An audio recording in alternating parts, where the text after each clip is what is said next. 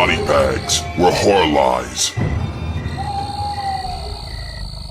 Now take my bitch. She won't complain about shit cause she's my hoe. She don't belong to a trick, so when you fuck her and give her all your cash, I get paid. I put my foot in her ass, I won't marry the bitch and give her half, I get mo-head.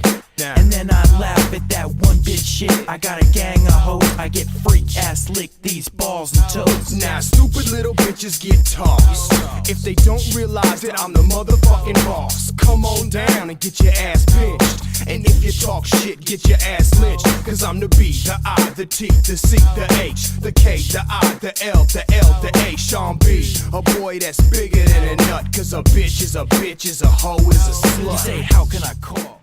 Yo, what's up everybody? It's your boy Moodz616 here, and yeah, I'm back for another fill-in review from my boy Chris. Yeah, he's going to be away for a little bit, so we're going to have to fill in for him on these Tuesdays. I got no problem with it. Of course, this week we are doing Shriek show releases. Now, my boy W, who was reviewed the Ono show yesterday, actually chose this theme, which is fantastic. I'm a huge fan of Shriek show, like most people. They've done so many good releases, and yeah, so I just had to jump on this fill-in review to do this one, because I actually just watched this one. I had no intentions of actually doing a fill-in until I completely remembered that Chris wasn't going to be around today, so I was like, fucking perfect. But yeah, this one right here, of course, is from 1989, I believe. It is a Umberto Lenzi film called Hitcher in the Dark. Of course, Umberto Lenzi's known for basically starting the cannibal craze, you know, with Man from Deep River, and of course, you know, Cannibal Ferox and stuff like that. He did a film in 1988 called Welcome to Spring Break, also known as Nightmare Beach. This one has kind of a very similar feel to it, a little bit, very 80s and stuff like that. So, but yeah, Umberto Lenzi, Nightmare City, so many fucking films. I could go on and on about his movies.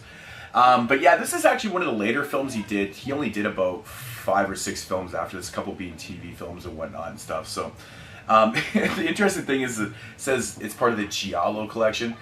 This is not a Giallo by any means, really.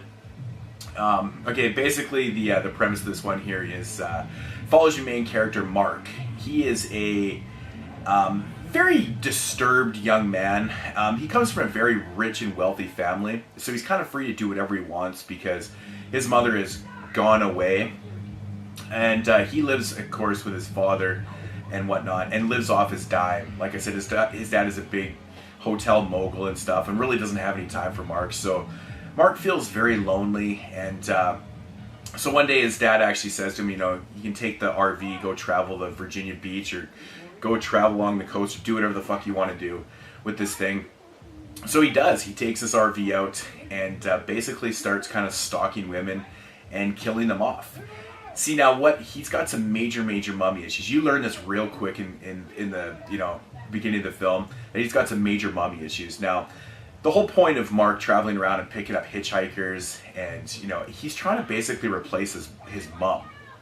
So what happens is he picks up these hitchhikers. If they don't kind of fit the mold or do what he says or act like his mom, he ultimately kills them, or rapes them, kills them, and you know, dumps them off in the bush or whatnot.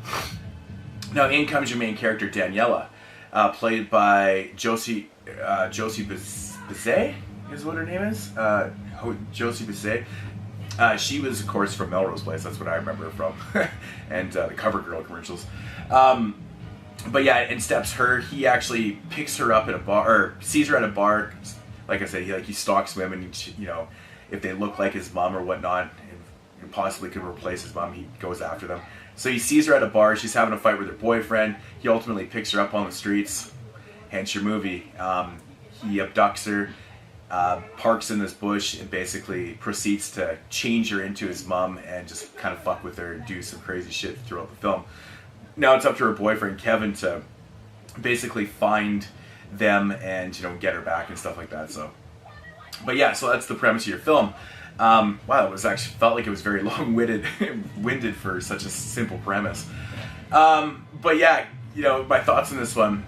This isn't by any means the greatest Umberto Lenzi film out there, but I don't think it's like a terrible film at all. Like I said, it's very kind of similar in tone to like Nightmare Beach, also known as Welcome to Spring Break. It's got that very type 80s vibe, really cheesy music. Everything about the film is very, very 80s, which I do really like. Now, Mark being such a crazy, fucking killer and stuff like that, crazy bastard, there isn't really a lot of kills in this one. He basically kills a girl in the beginning of the film, and that's kind of it. And then he gets right into, abducting Daniela and fucking with her the whole film. So there isn't really a lot of kills and stuff like that.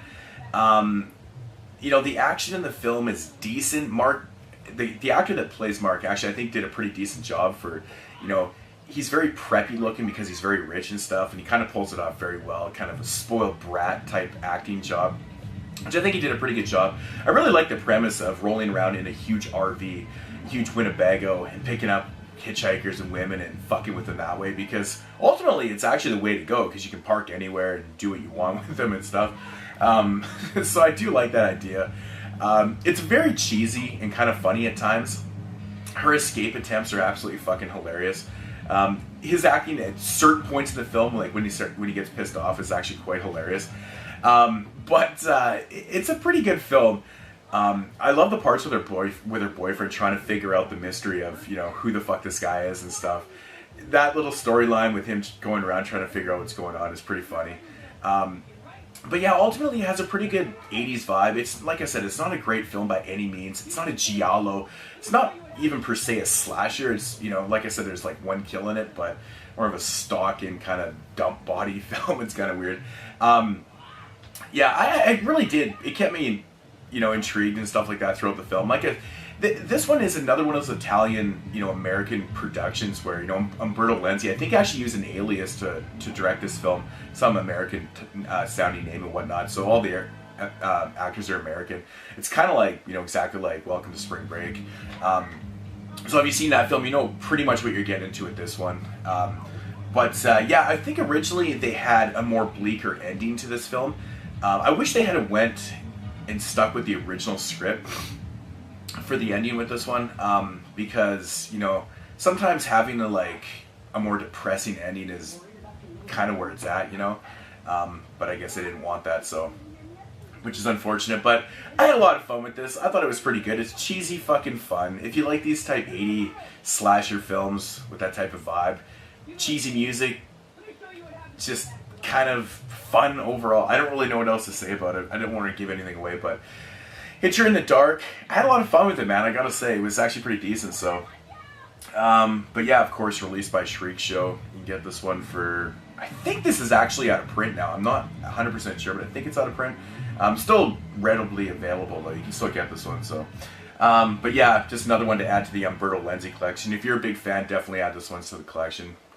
I had a lot of fun. Like I said, if you've seen Nightmare Beach, or Welcome to Spring Break, same film, definitely check this one. It's kind of similar. So, but yeah, Hitcher in the Dark. If I had to rate this one, I forgot to rate it, I'm probably just gonna give it like a 6.5 out of 10. It's nothing great, but it's definitely a fun ass watch, if that makes any sense. So, anyways, guys, that's gonna do it for my fill-in review for Chris, and I'll see you on my regular day, which is Sunday.